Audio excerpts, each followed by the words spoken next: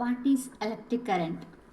The rate of flow of electrons in a conductor is known as a electric current. So ನಾವು ಇದನ್ನು ಒಂದು example ಮೂಲಕ ಅರ್ಥ ಮಾಡ್ಕೊಳ್ಳೋಣ. ನಾನಿಲ್ಲಿ water pipe analogy of electricity ಅನ್ನೋ ಒಂದು ಎಕ್ಸಾಂಪಲ್ನ ನಾನು ಎಕ್ಸ್ಪ್ಲೇನ್ ಮಾಡ್ತೀನಿ. ಸೊ ನಾನಿಲ್ಲಿ 2 ಕಂಟೈನರ್ನ ತಗೊಂಡಿದ್ದೀನಿ. ಫಸ್ಟ್ ಫಿಗರ್ 1ಅಲ್ಲಿ ಇರೋ ಕಂಟೈನರ್ನಲ್ಲಿ ನಾನು ವಾಟರ್ನ ಫಿಲ್ ಮಾಡಿದ್ದೀನಿ ಆ್ಯಂಡ್ ಇದರಲ್ಲಿ ನಾನು ಸ್ವಲ್ಪ ಪೈಪ್ ಬಿಟ್ಟು ಸೆಕೆಂಡ್ ಫಿಗರ್ಗೆ ಕಂಪೇರ್ ಮಾಡಿದ್ರೆ ಸ್ವಲ್ಪ ಜಾಸ್ತಿ ಇದೆ. ಹಾಗೆಯೇ ಸೆಕೆಂಡ್ ಕಂಟೈನರ್ನಲ್ಲಿ ಕೂಡ ನಾನು ವಾಟರ್ನ ಫಿಲ್ ಮಾಡಿದ್ದೀನಿ, ಬಟ್ ಇದರಲ್ಲಿ ಪೈಪ್ ವಿಡ್ತ್ ಸ್ವಲ್ಪ ಕಡಿಮೆ ಇದೆ.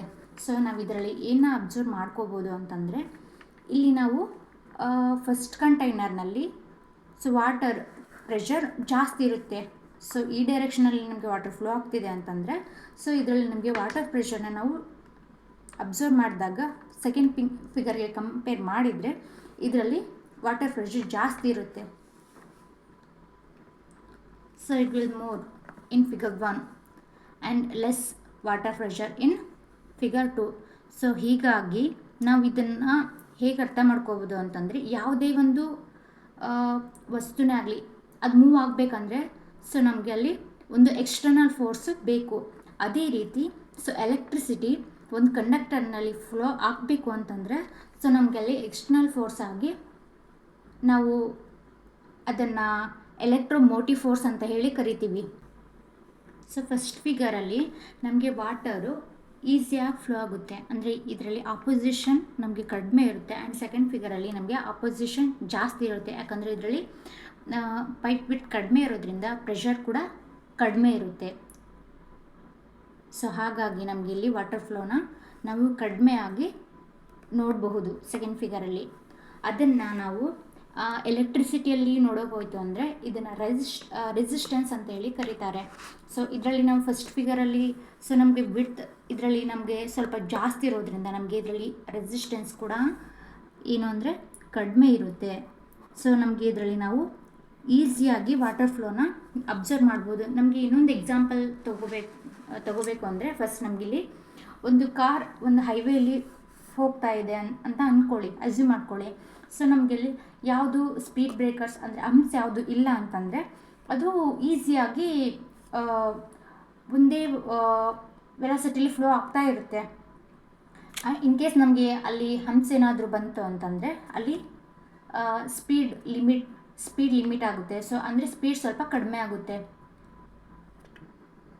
ಸೊ ಹಾಗಾಗಿ ನಮಗೆ ಇಲ್ಲಿ ನಾವು 2 ಪಾಯಿಂಟ್ನ ಅಬ್ಸರ್ವ್ ಮಾಡ್ಬೋದು. ಸೊ ಈ ಫ್ಲೋ ಆಫ್ ಎಲೆಕ್ಟ್ರಾನ್ಸ್ ಅಂದರೆ ನಮಗೆ ಇಲ್ಲಿ ಎಲೆಕ್ಟ್ರಿಕ್ ಕರೆಂಟು ಒಂದು ಇದಕ್ಕೆ ಮೇನಾಗಿ ಒಂದು ಎಕ್ಸ್ಟರ್ನಲ್ ಫೋರ್ಸ್ ಅಂದರೆ ನಮಗೆ ಎಲೆಕ್ಟ್ರೋಮೋಟಿವ್ ಫೋರ್ಸ್ ಬೇಕು. ಸೊ ಈಸಿಯಾಗಿ ಫ್ಲೋ ಆಗಬೇಕಂದ್ರೆ ನಮಗೆ ರೆಸಿಸ್ಟೆನ್ಸ್ ಕೂಡ ಕಡಿಮೆ ಇರಬೇಕು. ಸೊ ನಾವು ಎಲೆಕ್ಟ್ರೋಮೋಟಿವ್ ಫೋರ್ಸ್ ಅಂದರೆ ವೋಲ್ಟೇಜ್ ಅಂತ ಕೂಡ ಹೇಳ್ತಾರೆ. ಸೊ ನಾನು ಅದನ್ನು ನೆಕ್ಸ್ಟ್ ವೀಡಿಯೋಲಿ ಅಪ್ಲೋಡ್ ಮಾಡ್ತೀನಿ. ಸೊ ಆ್ಯಂಡ್ ಇದನ್ನು ಒಂದು ಎಲೆಕ್ಟ್ರಿಸಿಟಿನ ಅವ್ರ ಎಲೆಕ್ಟ್ರಿಕ್ ಕರೆಂಟ್ನ ನಾವು ಮೆಜರ್ ಮಾಡಬೇಕು ಅಂದರೆ ನಮಗೆ ಅಲ್ಲಿ ಒಂದು ಯೂನಿಟ್ ಬೇಕು. So SI unit of electric current